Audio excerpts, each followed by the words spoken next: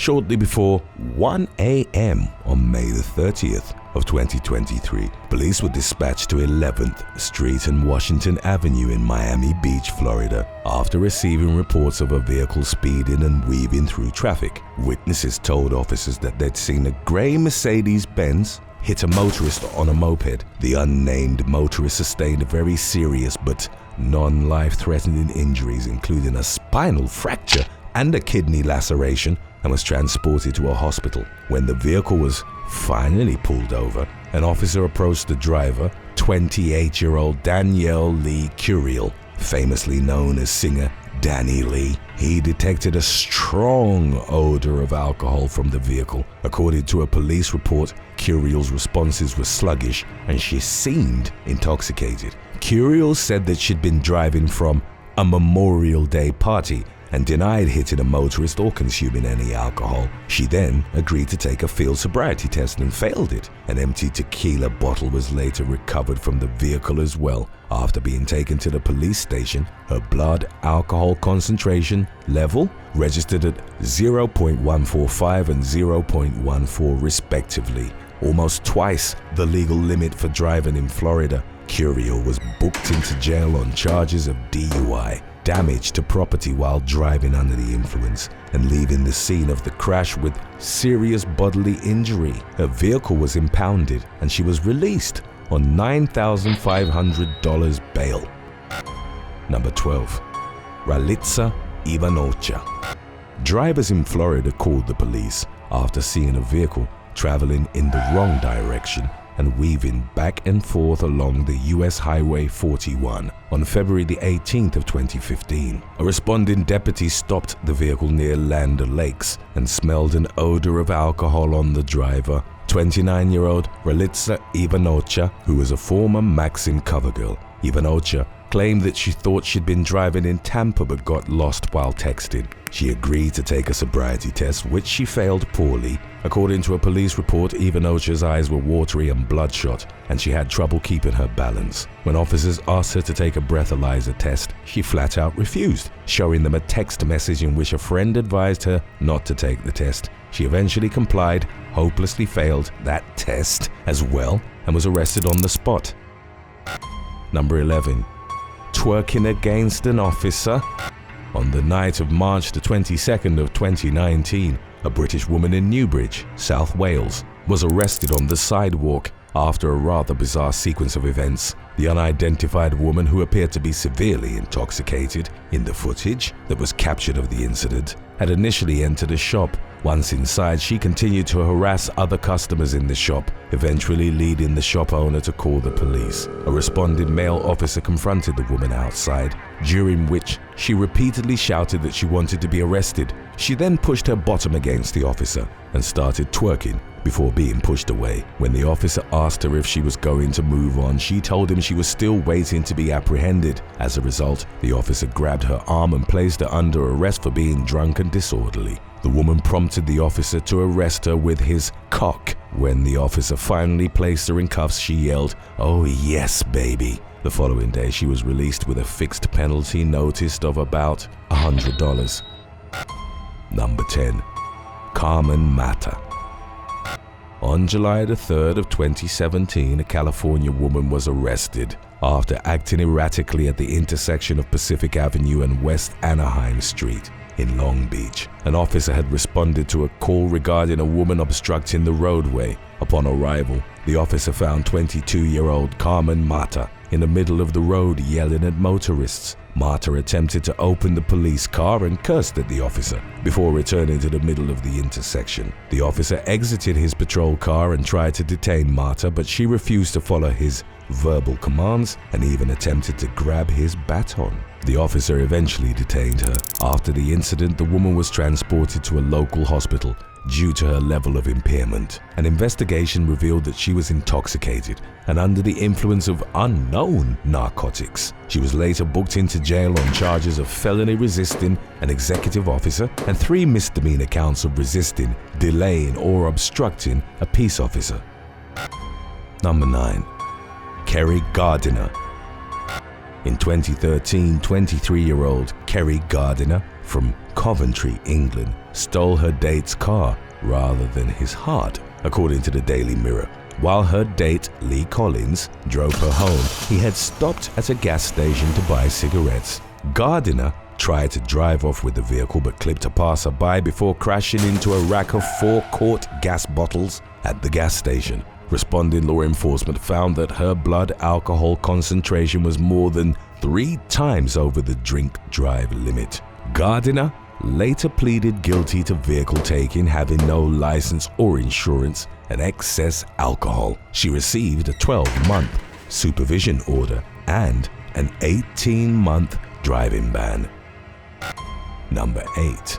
Airplane diva who went viral on TikTok. A video that caught a woman on board a flight and yelling at other passengers went viral on TikTok, getting viewed more than 2.7 million times in June of 2023. The incident occurred on May the 26th of 2023 before the plane even took off from Los Angeles, California to Las Vegas, Nevada. The incident was recorded by a passenger who said that the unidentified woman was visibly intoxicated and was acting aggressively towards staff. She was ordered to leave the plane, upon which her behavior quickly spiraled downwards even more. In the video, the woman was seen screaming, "Y'all can't even tell me what I did." She was walking up and down the aisle of the plane, asking anyone who was offended by her behavior to raise their hands. At one point, another passenger told her to shut up and sit down, or she might get arrested too. The woman replied saying, "I didn't do shh." Moments later, another passenger can be heard yelling, "You're out of your mind!" After which an unprompted round of applause erupted. In the end, the woman was physically restrained and removed by 3 airport police officers. Number 7. Lee. A plane window cracked at 30,000 feet after a Chinese woman who'd purportedly been dumped by her boyfriend tried to break it open mid-flight on May the 25th. The 29-year-old woman, only identified as Lee, had been traveling on a long air flight from Xining to Yangcheng. According to authorities, Lee had drunk 2 8-ounce bottles of wine before boarding the flight due to the breakup. During the flight attendants saw Lee crying and tried to comfort her. However, Lee suddenly began smashing the cabin window. After it cracked, the Airbus A320 had to make an emergency landing in Zhengzhou. The plane safely touched down and no one was harmed. Lee was detained shortly after and hauled off to prison. Number 6. Krie Hope Jackson. On April the 20th of 2014, a Texas woman being booked into Brazos County Jail for public intoxication faced more charges after she headbutted a detention officer. As the officer began booking 21-year-old Krie Hope Jackson from Mansfield, she became belligerent. The officer was trying to remove her personal items when she lashed out at him. When her ring was about to be taken, she shouted, "Take it and I will kill you." The officer subsequently restrained Jackson, but she used the side of her head to strike the officer in the forehead. In the aftermath, Jackson was not only charged with public intoxication, but with felony assault, resisting arrest, and disorderly conduct as well. The following day, she was released on a $14,800 bond. Records indicate that she was later found guilty of assaulting a public servant and sentenced to 2 years of probation with 80 hours of community service. Number 5. Splashing that cash. An intoxicated passenger on an EVA Air flight threw $6,000 cash on the runway after she was escorted off a plane after a row with her partner. The unnamed couple were on a flight from London to Thailand on September the 30th of 2023. A witness said that the couple already appeared severely intoxicated as they boarded. According to an airline spokesperson, both travelers became unruly during the flight. The woman went from the economy to the premium economy section without paying for the upgrade. Her partner smoked an e-cigarette adjacent to the cabin galley. When flight attendants tried to stop them, they were berated and physically abused. With the help of 8 other passengers, the couple were eventually restrained. As a result, The flight was diverted and landed in Vienna, Austria. Police escorted the pair off the plane while they were standing on the runway with cops surrounding them. The man appeared to attempt to grab the woman's bag, to which she responded by opening it and starting to throw cash in the air. Notes flew in the air and landed all across the tarmac. The couple were booked into jail, and it's unclear if all of the money was retrieved and if the woman got any of it back. Number 4. Georgina Low. 20-year-old English woman Georgina Low mauled a doorman who'd asked her to move away from a spilled drink at Yates's bar in Manchester City. The incident unfolded in the early hours of July the 12th of 2014 after Low had been drinking with friends. According to witnesses, the woman was very drunk at the time, and when doorman Nathan Murray asked her to step away from the spilled beer for her own safety, she told him to f off. After Low pushed him away, he took her outside, where she then allegedly slapped him in the face. When the doorman tried to restrain her, she bit into his arm, removing a chunk of flesh from it. Consequently, law enforcement were called to the scene. Officer Matthew Waggett found Low banging her head on the pavement. As he was trying to defuse the situation, Waggett attempted to put her in handcuffs. While doing so, Low sank her teeth into his arm as well. After being placed under arrest, she began to cry, saying she was sorry and claiming that she thought the officer was a doorman. Low later admitted to 2 charges of assault occasioning actual bodily harm. In May of 2015, she was ordered to serve 200 hours of community service and was required to pay approximately $380 to each victim. Number 3. Kristen Forester.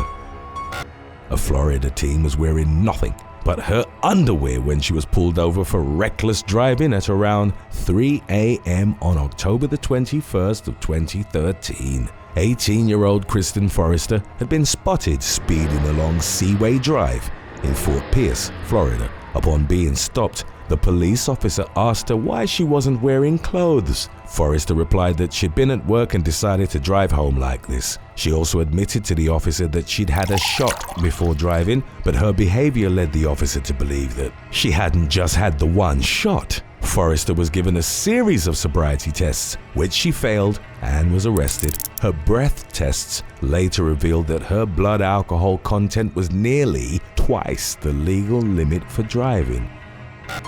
Number 2. Iselin McKeown. 24-year-old British woman Iselin McKeown allegedly bit an off-duty female police officer, then told her, "I can taste your blood, yum yum." On May the 17th of 2018, before the attack, witnesses saw McKeown damaging a vehicle as it pulled onto Dannebryn Road in Port Talbot, Wales, where she lived. She was also seen using a hammer and bricks to damage her neighbors' homes, as well as more vehicles. Kelda Griffith, an off-duty police officer who happened to be in the area, heard banging and shouting along the street, so she went to investigate. She caught McKeown mid-rampage, approached her and tried to calm her down. However, McKeown threatened her with the hammer. Suddenly, McKeown turned her attention to a man nearby, and at that moment, Griffiths tried to grab the hammer. Her attempt failed and Griffiths fell to the ground with McKeown on top of her. McKeown started gouging at the policewoman's eyes before biting her and pulling out a clump of her hair. Despite her hand being in plaster from a previous injury, Griffiths managed to kick McKeown away, remove the hammer from her, and run into a residence before more on-duty police officers arrived. McKeown later admitted assault occasioning actual bodily harm, criminal damage, and possession of an offensive weapon. Court records indicate that she'd consumed 2 bottles of vodka on the day in question, and she was sentenced to 16 months behind bars. Of course, we're lining up part 1 for you after number 1. In case you missed that release, stick around if you did. Number 1. Paola Peruccio. On January the 30th of 2023, an Italian woman on a Vistara flight from Abu Dhabi to India was restrained because of what airline officials described as unruly and violent behavior. 45-year-old Paola Peruccio had booked an economy class seat on the plane, but during the flight she got out of her assigned seat, went to business class and settled herself in an empty seat there. According to a criminal complaint, when crew members asked her to return to her assigned seat in economy class, she punched one of them in the face and spat on another. Peruccio then started taking off some of her clothes and proceeded to walk down the aisle half naked while berating the crew members. Consequently, the captain had Peruccio restrained to a seat at the rear of the plane. Upon landing in Mumbai, the woman was arrested on a charge of endangering life or personal safety. A preliminary medical examination determined that Peruccio was severely inebriated. She was released on bond, but is still facing several charges. Number 6. Jessie L. Matthew. Virginia Tech student Morgan Dana Harrington accompanied 3 of her friends to a Metallica concert at the John Paul Jones Arena in Charlottesville on October 17th of 2009.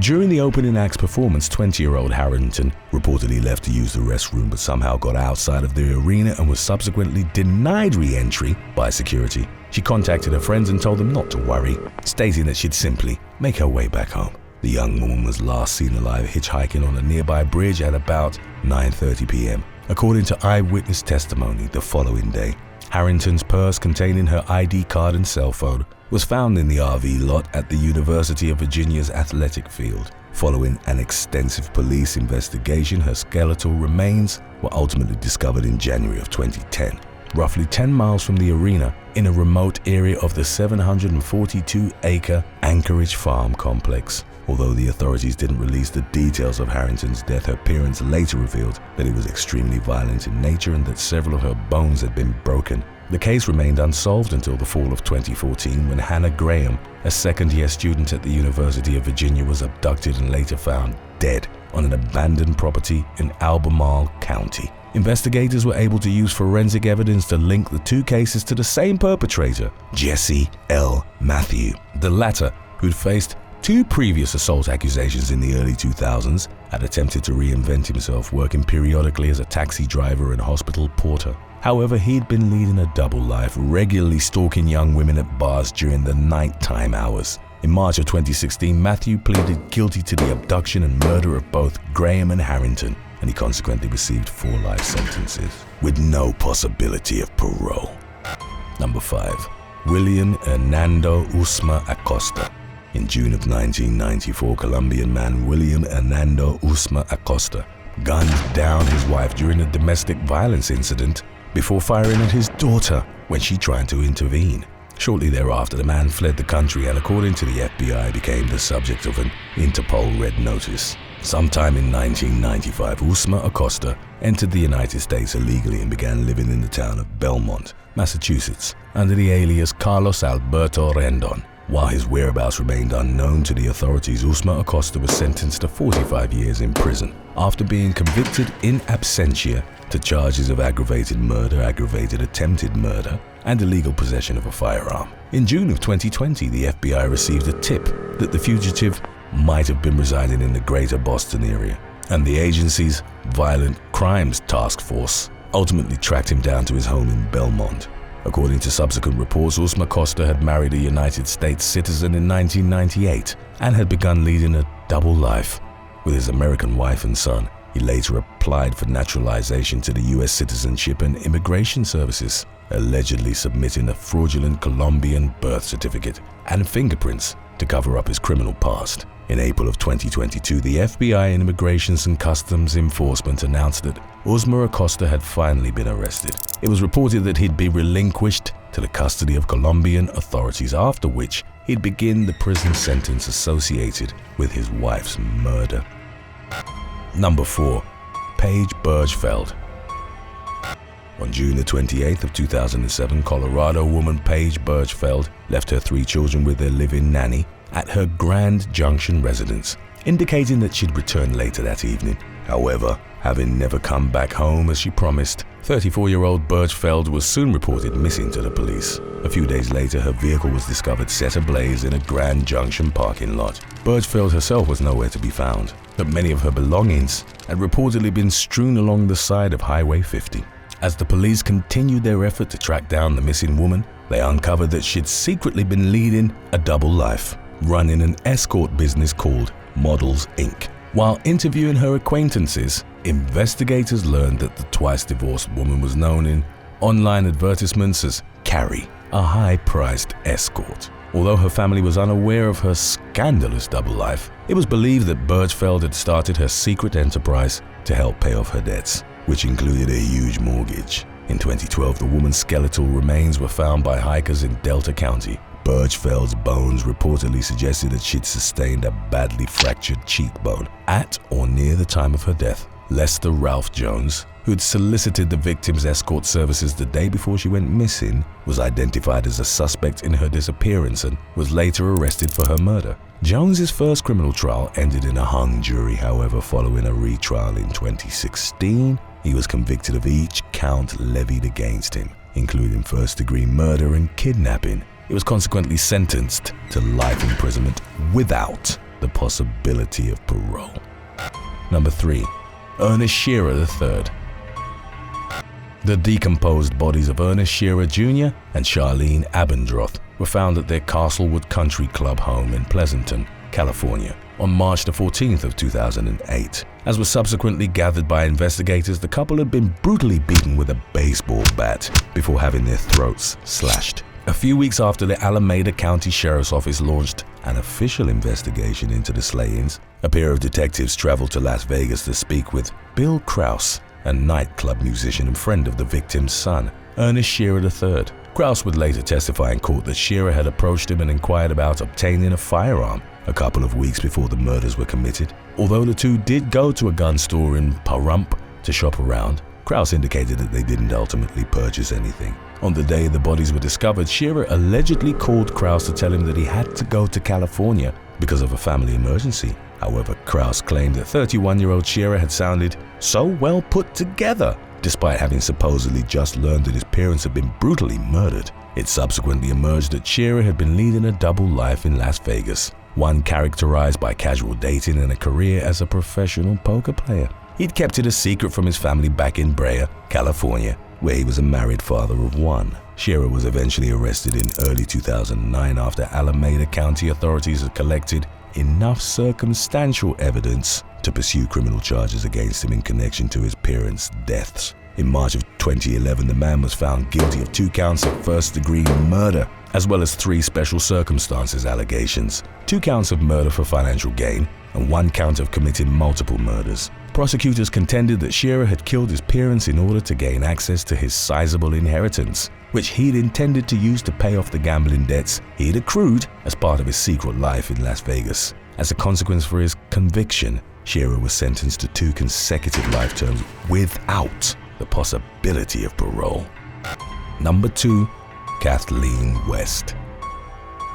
On the morning of January the 13th of 2018, a resident of Calera, Alabama, found the lifeless body of her neighbor Kathleen West lying face down across the street from her home. Upon inspecting the scene further, the neighbor discovered that the woman, a wife and mother of one, was only partially clothed and had a bloody wound on her head. A cell phone had been placed on the ground next to her body along with an empty bottle of the plant-based spirit absinthe. Local authorities subsequently launched an official probe into the matter, during which they interviewed dozens of witnesses and submitted several volumes of evidence for testing. As the murder investigation progressed over the course of the next 5 weeks, it publicly emerged that West, whose social media presence suggested that she'd been an average suburban housewife, had actually been leading a double life as an online model. She reportedly operated a subscription-only adult website where she posted extremely suggestive photographs of herself in scantily clad outfits under the alias